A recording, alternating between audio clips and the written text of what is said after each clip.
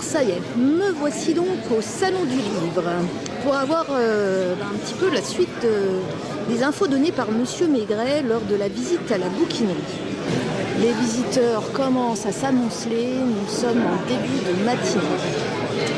Donc je vais faire un petit focus aussi sur nos locaux, vu qu'on est sur Argonne TV.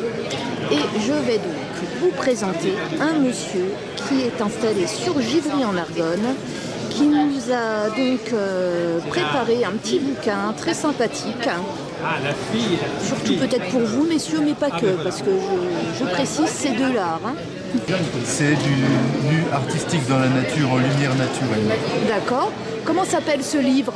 Ce livre s'appelle simplement Nu. Et donc vous êtes monsieur, présentez-vous, qu'on sache un petit peu à qui on doit ce bel ouvrage. Oui, c'est gentil. Donc je m'appelle Yves Garand, je suis photographe.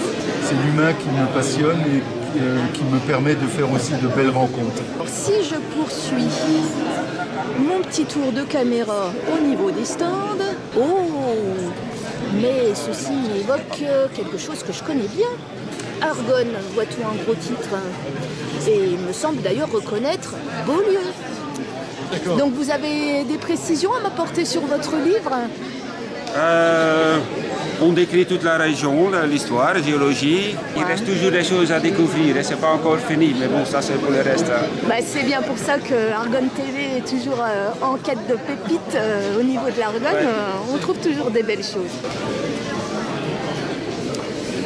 Maintenant, un autre stand qui m'interpelle aussi par son côté local. Je pense que vous avez déjà tous entendu parler, tout du moins en Argonne, de celui-ci.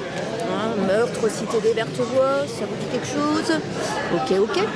Donc on a ensuite Meurtre en Champagne, Meurtre à Ménilmontant. Oh, c'est un peu moins local, mais bon, certainement tout aussi intéressant. Bonjour. Bonjour.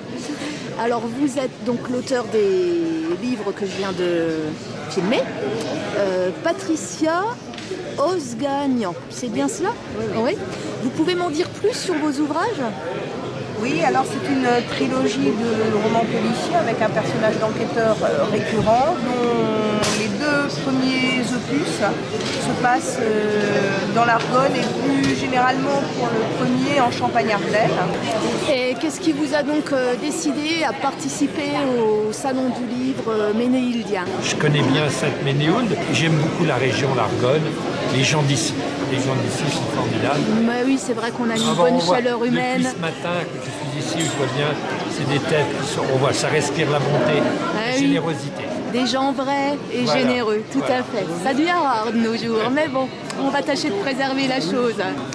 Parmi nos auteurs locaux, oh là là, alors deux ouvrages qui ont l'air, on va dire, un petit peu différents dans les styles, mais par contre, nous avons donc deux auteurs féminines, aussi charmantes l'une que l'autre. Elles sont belles, nos Argonnaises. Aline Canbotin, l'auteur de Comme une bête aux abois. Bonjour Aline. Bonjour. Alors, qu'est-ce que tu peux nous dire de ton livre? Dis-moi un petit peu de quoi il traite. Il se passe en Argonne. Il se passe en Argonne et donc c'est à la base une chasse au trésor. Ça nous permet donc de visiter l'Argonne via une intrigue. Dis-moi un petit peu où on peut le trouver. Alors il est au musée médiathèque Saint-Penou. D'accord. Et on le trouve facilement en ligne sur le site de l'éditeur Execo. Ronine, tu peux me dire un petit peu ton livre, il raconte quoi? Ça a l'air d'être plutôt du fantastique vu la couverture. Oui. Alors c'est du fantastique, c'est inspiré des contes et légendes en fait, de notre enfance, des contes traditionnels. C'est en fait l'histoire de Sibylle, qui est une jeune fille qui vit dans un village, et le village est terrorisé par un monstre, une bête, depuis des années, et la bête, elle a tué la mère de Sibylle. Et Sibylle, elle va pouvoir se venger, partir à l'aventure. Tu es argonnaise? Oui. Originaire de Sainte-Ménéhould? C'est ça. Très bien. Je te souhaite vraiment une très bonne continuation dans ton activité. En attendant, dis-moi ton livre, on peut le trouver où? Tu es en auto-édition ou tu as été édité? Alors, j'ai été édité, c'est une Magic Mirror édition qui est une maison d'édition toute jeune, spécialisée dans tout ce qui est contes de fées et écriture. Je refais un petit focus. Je sais pas pourquoi je le sens comme comme ça, hein. Nina Gorlier.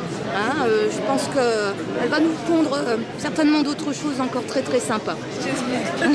Au revoir. Donc au sein du Salon du Livre, nous allons retrouver bien évidemment des bouquinistes, le cercle généalogique de la Meuse, nous avons aussi celui de la Marne, donc vraiment une grande diversité d'activités au sein de ce salon. Un relieur, atelier de reliure d'art. Alors ça, c'est pas une activité très courante.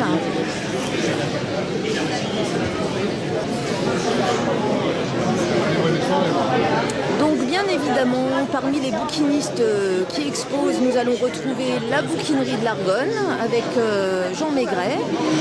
Voilà, parmi les collègues et bien affairés.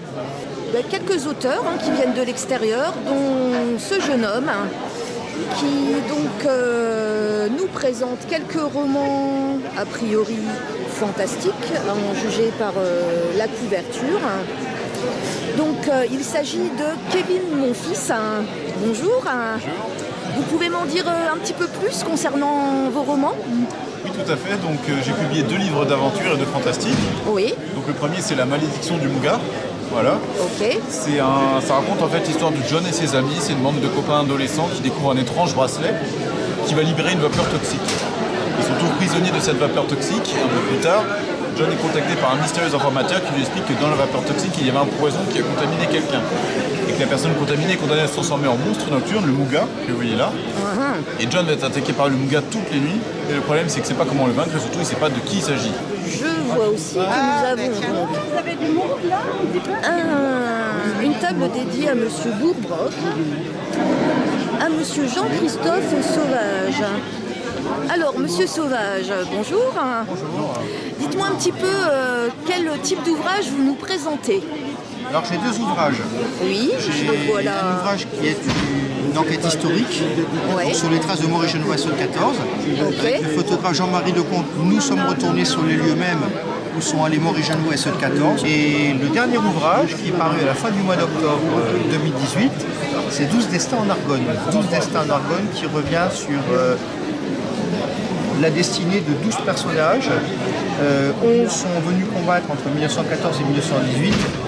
Et le dernier, c'est François Nourricier. Lui est né après la guerre, mais il a été fortement influencé par sa jeunesse passée à beaucoup. Alors j'ai voulu savoir ce que leur passage en Argonne avait changé dans leur vie. Alors cette petite revue, j'imagine que vous êtes nombreux à la connaître. Vous avez dû l'avoir un moment ou à un autre en main. C'est donc une revue qui fait connaître la région, qui traite un petit peu de tous les sujets qu'on peut rencontrer en Argonne, ses artisans, son patrimoine, ses personnages, un petit peu un Argonne TV d'époque en format papier. Voilà, bon allez, je poursuis mon chemin. Et là, il y a du monde maintenant, ça se remplit, et tant mieux. Une très belle réussite pour ce 4e salon du livre à Sainte-Ménéhould.